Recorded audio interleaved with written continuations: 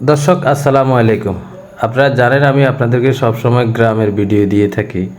আজকে দেখেন আমি আপনাদেরকে একটা গ্রাম অঞ্চলের আসলে ভিডিও দিচ্ছি। যে বন্যা হয়েছিল বৃষ্টির কারণে আসলে অনেক পেঁপে গাছ নষ্ট হয়ে গেছিলো। দেখেন একটা পেঁপে গাছ এখনও আছে, দুইটা আছে এরকম, আরেকটা আমি আপনাদেরকে দেখাবো।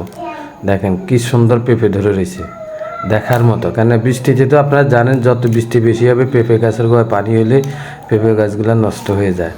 কিন্তু এখনও এটা আসলে উপরে আছে, এই যে নেই, তো পানির সাইডে এখনও নাই, এই যে নেই, পেঁপে গাছটা এখনও জীবিত আছে।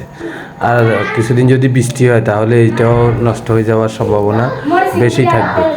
এটা দেখার বিষয়, দেখতে বুঝতে পারবেন যে অনেক সুন্দর দেখা যায়। দেখেন এই একটা পেঁপে গাছ, কি সুন্দর দেখা যায় পেঁপেগুলো দেখতে, দেখতে থাকুন।